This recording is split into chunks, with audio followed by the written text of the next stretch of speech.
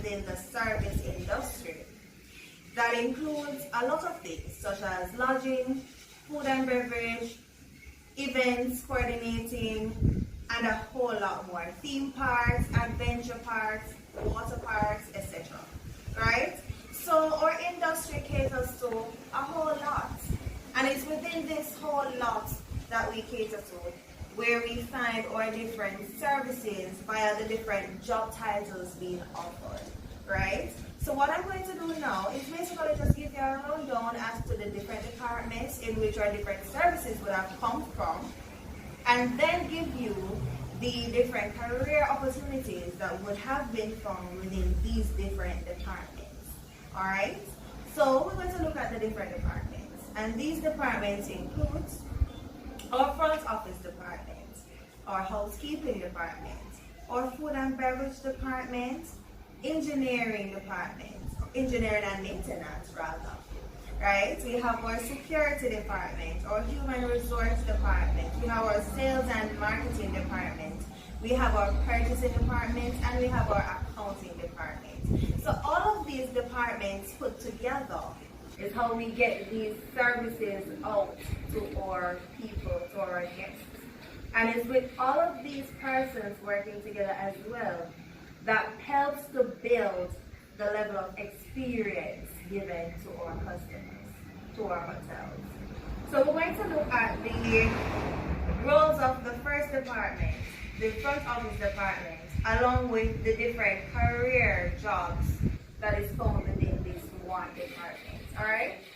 So a little rundown on the front office department. This department performs various duties, from reservations to receptions to registrations, room assignments, along with settlements of bills. The front office staff welcomes the guests in our hotels, and with the different personnel within the department, you would either have somebody taking the guests' luggages, somebody getting them registered, somebody giving them their keys, and assisting them up to their different rooms. The front office department is also considered the hub of the industry or the hotel, because this is where the guest's first encounter begins. This is where the service begins for the guests. And following through, they would have also been encountered or been encountering with the different departments, the different personnel as they stay at our premise. Alright? So the different job titles that we can find within the department. We have one, our front office manager. So if you are one that likes to lead, like to make conscious decisions, etc., then this would be suited for you.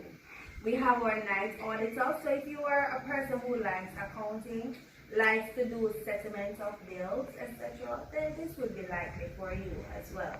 We have our concierge, we have our reservation clerks, we have our reception clerks or front desk clerk, we have our bellhop or porter, and in some hotels you may even find a valet. First up, within the front office department, we have our front office manager.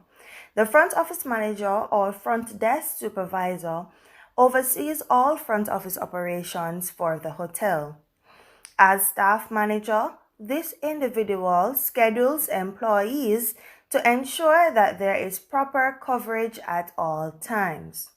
She also implements any policies or procedures that are administered by hotel management. When VIPs such as celebrities or dignitaries stay at the establishment, he or she is often responsible for giving them a personal attention they require. In most instances, the front desk manager reports to the hotel's general manager. The night auditor. They are responsible for taking care of all duties related to client servicing during the night shift at the hotel, including overseeing all guest requests, keeping all official paperwork up to date, and managing the front desk. A night auditor must also be able to handle all activities related to accounting and billing, such as balancing accounts from the day shift, preparing cash, credit card, and check summaries, adding any charges incurred by guests during the night, and correcting any mistakes found. The concierge. The concierge of a hotel is a front office personnel who coordinates guest entertainments, travel, and other activity. Anytime guests have a question, such as directions to a local attraction, she finds the answer as quickly as possible. In addition, she makes restaurant reservations, orders car service, and may even arrange personal shopping for the guest. So if the guest has any question he or she would like to ask, they will just need to visit the concierge desk and he or she will take care of it. The reservation clerk. The reservation clerk communicates with prospective guests via telephone and internet, scheduling their stays and documenting any special needs they may have. For example, if a guest requests a room on a non-smoking floor, the reservation clerk will make special note of this so that an appropriate room will be ready when the guest arrives. So remember, this person communicates with the guests via the telephone or via the internet. The reception's clerk or the front desk clerk. When guests arrive, the front desk clerk checks them in, inputting their names into the facilities registry, assigning them to a room, and answering any basic questions or requests the guests may have throughout their stay. For example, a guest may call the front desk to report the leaky bathroom faucet. The clerk would then contact the maintenance department so that the appropriate repairs can be made. At the end of a guest stay, a front desk clerk checks them out. In addition, the clerk reports any concerns the guest may have to management. Next up, we have the bellhop or porter. A bellhop or porter greets guests once they check into the establishment or the hotel. This individual carries the guest's luggage while showing them to their room, ensuring that everything in the room is in order and properly working. The porter checks the room equipment such as lighting and ventilation. He may also instruct visitors how to operate hotel systems such as television remote controls and telephones. So this would have summarized some of, not all, but some of, most of the different career jobs that is found within the front office department. Following the information given about the front desk, we are going to move on to look at the food and beverage department. Now, the food and beverage department is responsible for giving or supplying our guests with quality food. He or she working within the food and beverage department needs to ensure that the guest walks out with a belly full, is satisfied with the plating of the food, satisfied with the food costing, and is satisfied with the overall aesthetics of the room in which they are dining. So whether it is by the bar, you need to ensure that they are satisfied with the aesthetics of the bar, and you need to ensure that they are also satisfied with the aesthetics of our restaurants, if it is that it is in a restaurant that they are going to dine. So our food that the customers would have been eating would have come from our kitchens, and our drinks indeed from our bars. So we need to ensure that in all different areas in all the places that they're getting their food and drinks, that they are indeed satisfied. Some of the career opportunities that you will find within the food and beverage department includes 1. Food and beverage manager, food and beverage supervisor, or waiters or waitresses. Within the kitchen, you would have had or chefs, or head chefs, or sous chefs, or executive chefs, or pantry personnel, or pastry chefs. You would have had our butchers, or stewards, or store clerk. We have our bartenders, or dining room manager, and our catering manager. The food and beverage supervisor. The food and beverage supervisor supervises the kitchen and bar staff, including the food and beverage servers. They have excellent communication and human resource management skills. During peak hours or meal times, they may assist in seating or serving customers. Their duties include the use of human resource management skills. For example, supervising and scheduling food and beverage staff, ensuring customer satisfaction, resolving complaints, conflicts, and problems, ordering and maintaining inventory cost control. The food and beverage servers, or waiters or waitresses as we know them. The food and beverage servers request orders from and serves food and beverage to guests. They are employed in restaurants, dining rooms, fast food outlets, hotels, private clubs, etc.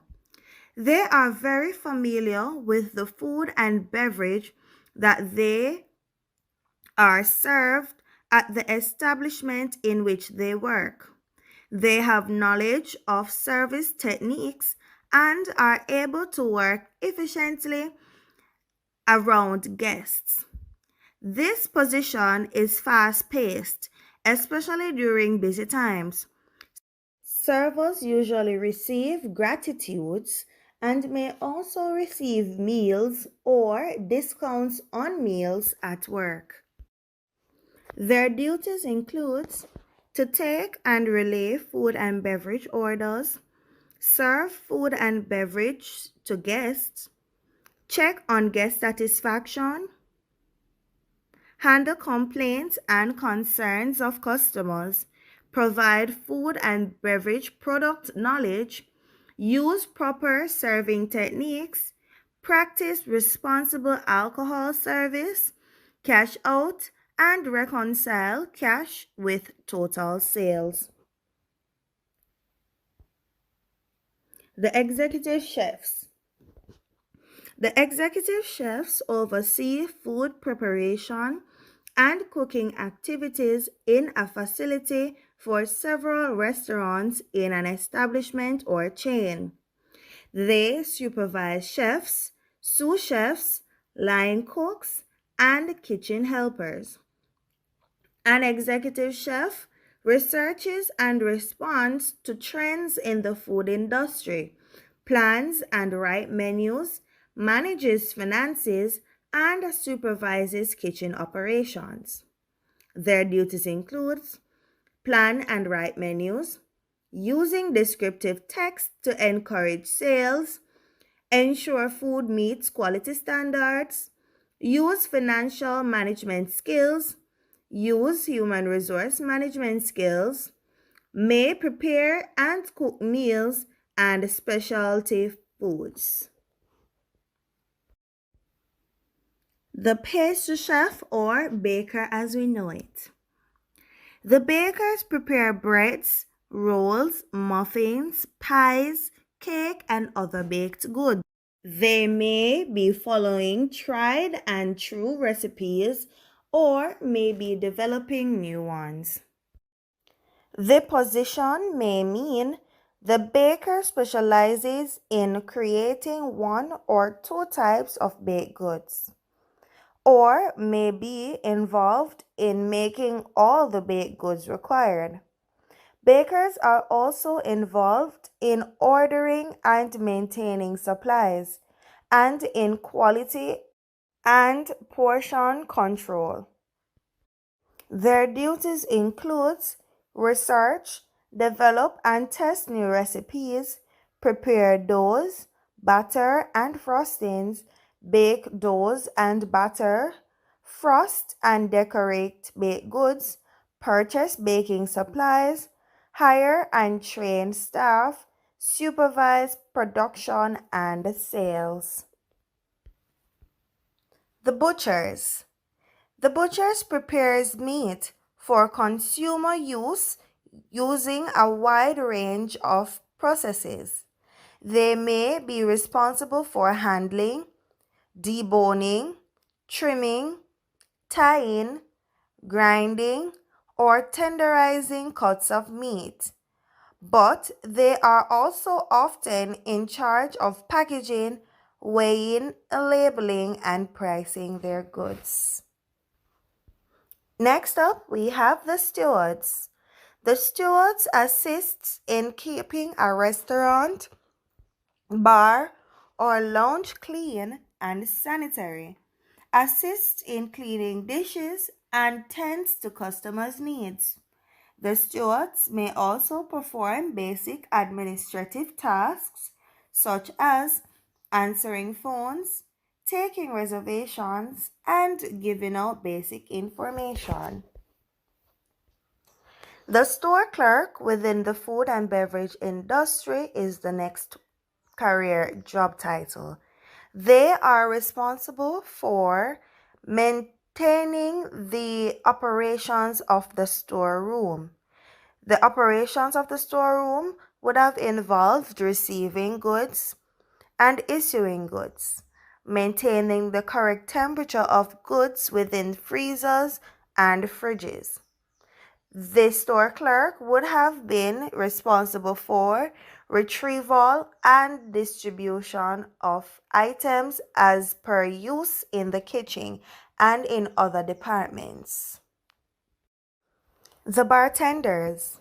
Bartenders are beverage service attendants who mix and pour alcoholic and non-alcoholic beverages for guests in bars, lounges, nightclubs, and restaurants, etc. Bartenders, depending on the establishment in which they work, may serve the drinks they make, or they may give them to the food and beverage server, who serves them to the customers.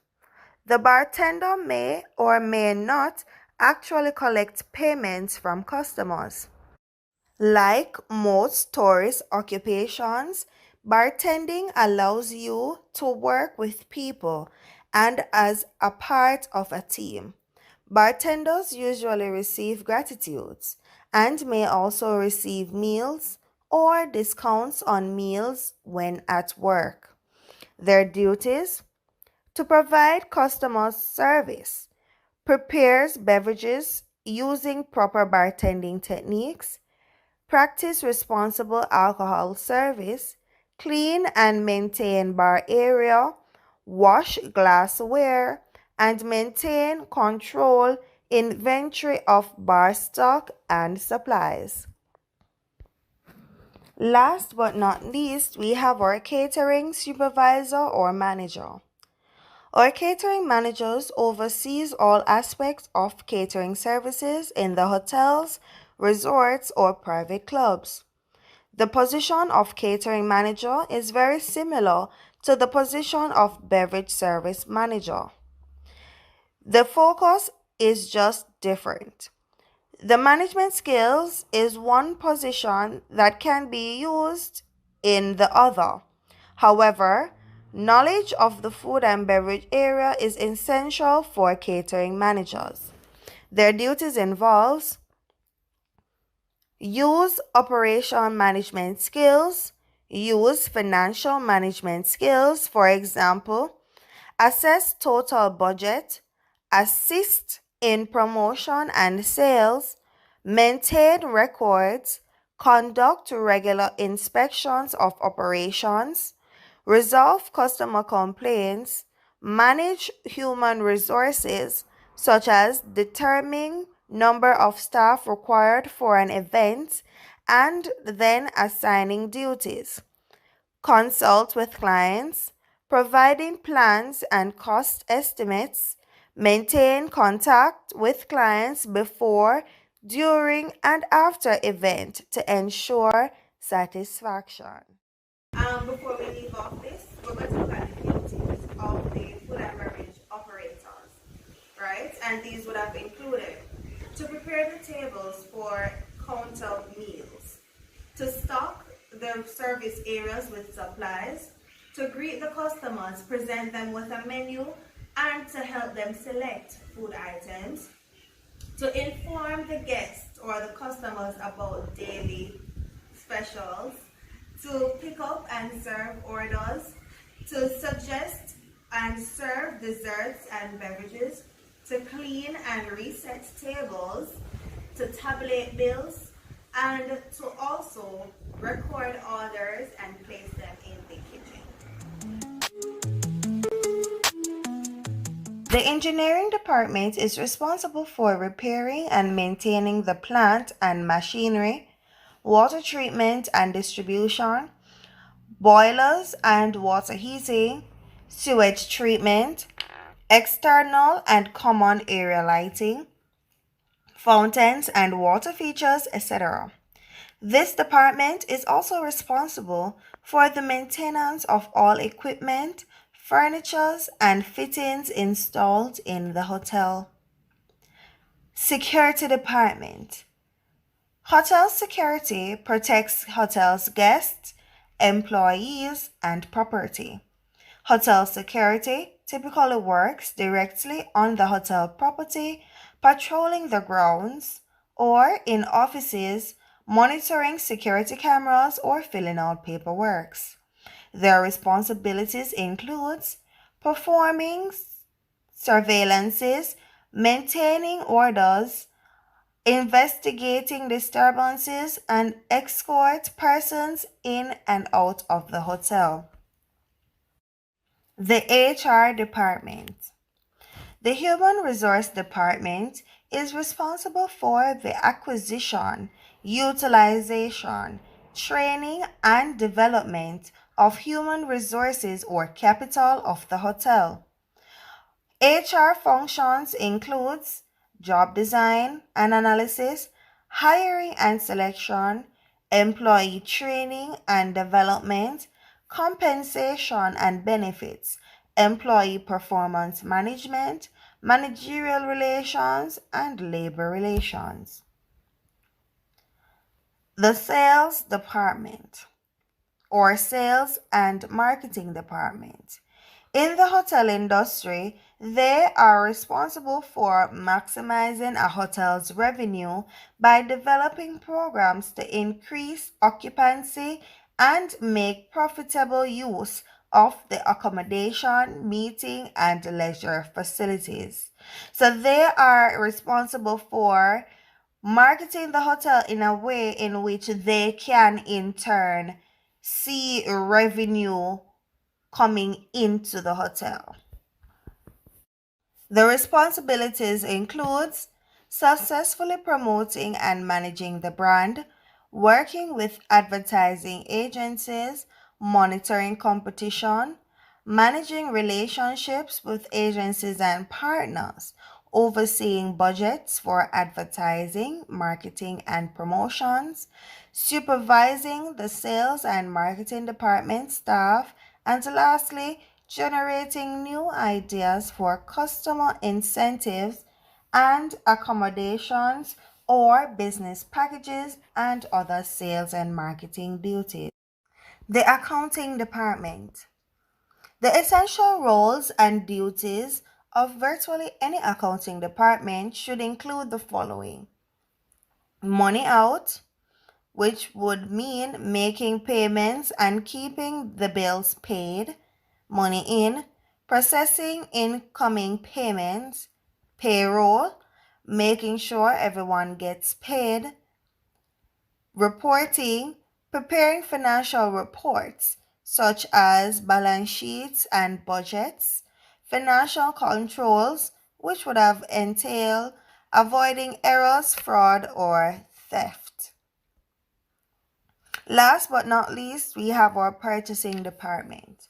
And our purchasing department is responsible for purchasing goods for the total operation of the business. They are responsible for purchasing the necessary resources that would have been needed for each of the departments to carry out their individualized departmental duties. Carry out your kitchen duties. Same for the other departments. The purchasing department is responsible for covering all the purchasing of equipments and resources necessary for each department to carry out their individualized duties. The next thing we're going to look at and to go deeply in is our housekeeping department. If you realize I did not make mention to it, it's for this purpose. So we're going to go deep down into looking at the housekeeping department, their roles and responsibilities, along with getting you acquainted with some of our jobs. Alright? So the importance of housekeeping department. We have to provide the guests with comfort, cleanliness and hygiene, privacy, safety and security, and also decor. Now we're going to slide into looking at the functions of housekeeping. Now the functions of housekeeping would have included cleaning rooms and public areas, bed making, linen management, laundry services, key control, safety and security, interior decoration, and room maintenance. Alright, so now we're going to look at the different job titles that you can find within the industry itself, more directed to the housekeeping department. We have our executive housekeepers, we have our assistant housekeepers, we have our uniform room supervisors, we have our uniform room attendants, our linen room supervisors or linen room attendants, we have our floor supervisors, our housemen, our head housemen, our runners, our night supervisors, gardeners, room attendants, and more. Now, if it is that you see yourself, after going through some picture slides and listening keenly to the different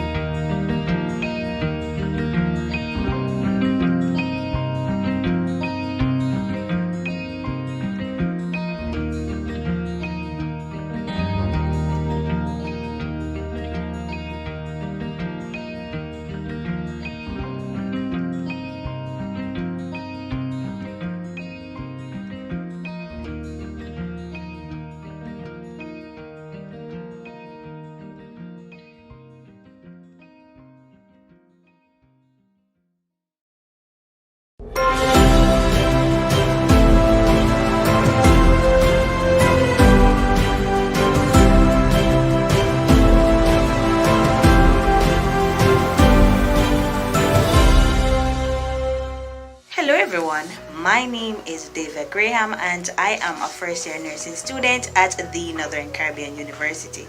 When I just applied at NCU, trust me, I did not have a cent to my name. I know it sounds cliche, but it's true. And I met this wonderful young lady that introduced me to the whale program. I know of the whale program, but I did not really know the benefits of the whale program. So I did the application. I prayed over that application because trust me, I knew that God would come through for me.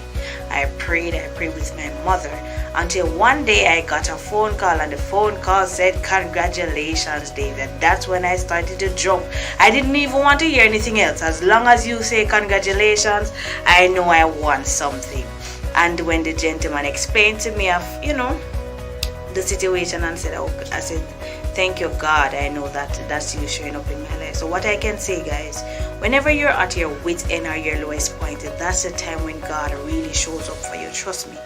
And because I've gotten that wheel grant, that's how I was able to start Northern Caribbean University. So I just want to say again, thank you so much for wheel. You've really truly done a lot for me. You've gotten me one step closer to my dream. Thank you, wheel.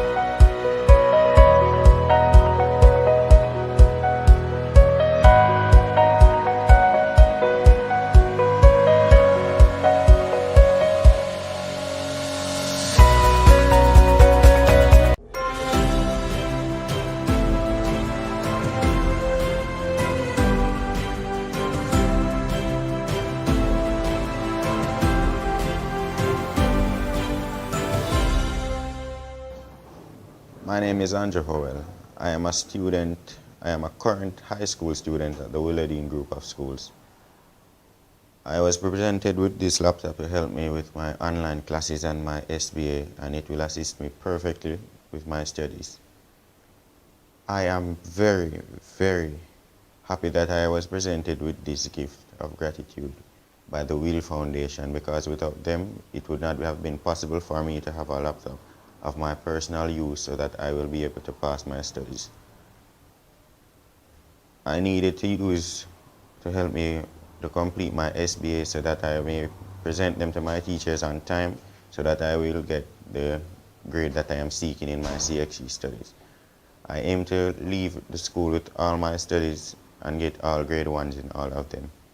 And this laptop that I have been presented with, and with the help and the motivation of the Wheel Foundation that I have received, I now believe that I truly can do it.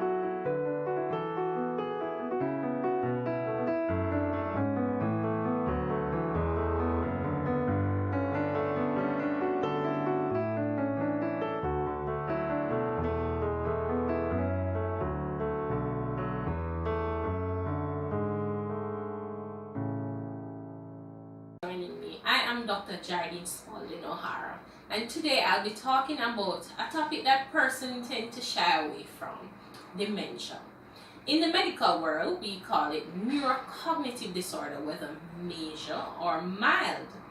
And so, for our elderly population, who tend to be a vulnerable group, they tend to be one of the major persons that get this disorder. But please note, this can happen even in the young. So you have irreversible and reversible dementia. And so some of the reversible ones could be nutritionally. So for our young persons, if you have sexually transmitted diseases, if you have, for instance, B12 deficiency, if you're strict vegetarian, the Rastafarians and some of our Adventist members, if you're strictly eating plant-based diet without B12 supplements, you are at risk of getting neurocognitive disability from the B12 deficiency. But that can be reversed if you correct that nutritional deficit. But to our main focus, our elderly population, who would have spent so much energy on us growing up, they would have cared for us. You know, grandma would have given you your sweetie, and would have prevented mommy or dad from beating you. So when they're now in their time of need, we need to take care of them. So for dementia, some of the things we need to look out for is if they ever had hypertension, diabetes, if they have ever had a stroke, that could put them at risk of vascular dementia. If dementias tend to run in the family, they could be at risk of Alzheimer's. And then there are other types of persons who, you know, would have been in boxing at a young age. They are at risk of dementia as well. So some of the signs to look out for is any memory changes. So whether short-term impairment, not remembering the dates, not remembering what happened yesterday, and also long-term things, remembering past events. You need to look out for changes in their attention. They're not able to focus. They can't remember simple numbers or simple instructions. We have to look out for what we call perceptual motor. So they might not be able to comb their hair. They might easily get confused where they are. They go from bathroom and coming back. Their language could be impaired. They could be talking strangely. The speech could be impaired. As well as what we call executive function. They're not able to plan things. They're not able to follow sequences. They're not able to organize. And finally, their social skills can be affected. You realize they start getting boisterous and loud or dressing inappropriately. And so we need to look out for this population. And so if your family, you suspect that they do have dementia, it's important to take them to see your general physician, who will determine if they need to refer them to a psychiatrist, because they might need medication to control some of the behavior. Some persons might have hallucinations, seeing things that aren't there, believing things that aren't true, hearing voices, and so they would need medication to correct that. They might also have problems with their sleep. So what we normally employ is sleep hygiene. Ensure you're getting exercise, ensure you're not having any caffeinated beverages, getting some chamomile tea, not having the TV in the room or on the phone at night. So those are some things to help with sleep. And of course, you need to ensure that they're getting all their nutritional food and drink. You have to keep them hydrated, because many times they might want to eat less. And so we say, okay, grandma don't want anything, but we have to ensure they're getting all their vitamins and minerals. And so some of the simple things that you need to know as I wrap up with dealing with the elderly. Ensure if you're giving them instructions, you're not telling them something and then the TV's on, the radio's on, multiple persons speaking to them, because they have impairment in the attention. So it's harder for them to retain information with everything going on. Use memory aids. So you can put a big calendar on the fridge that changes the date. You can have a clock that tells the time. You can label food items. Ensure that they're not driving alone, or driving if that's the case. Ensure that they are not going anywhere alone. Collect their medications. You know, we have to do our part. Ensure they're getting their exercise, their nutritional food, sunlight. We have to do our part, and most importantly, do not abuse our elderly brothers and sisters. They might be boisterous, they might say things that they don't mean, but we have to be the one that is in the good mental health to actually be calm, be understanding, and give them the help that is needed. So that was just a quick synopsis on dementia. For more information, feel free to ask your general practitioner or go to your nearest hospital if the need arises. Thank you so much, and do have yourself a great day. Good day, everyone. I am Dr. Hart, and today I'll be presenting on male sexual health. Even though it is a male-oriented topic, I want my females to pay very important attention as well, because each female knows at least one male and can help to influence a male sexual health. So what is sexual health? According to the Harvard Medical School, sexual health is defined as a state of well-being that lets a male or a female fully participate in and enjoy sexual activity. Some key terms to define. What is sex? According to Oxford Dictionary, is a physical activity between two people in which they touch each other's sexual organs, which may involve coitus. What is coitus or sexual intercourse? So that is where it's a reproductive act in which the male reproductive organ, which is the penis, enters the female reproductive tract, which is the vagina. So you can see that there's a clear difference between what it means to have sex, different from what it means to have sexual intercourse. But in both activities, there's possibility of transmission of sexually transmitted diseases, which is the important point or takeaway point from this discussion. What is the purpose of sex? So there are two main purposes of sex. We have procreation, as seen in Genesis 1, verse 28, and it said, "And God blessed them and said unto them, Be fruitful and multiply, and replenish the earth and subdue it."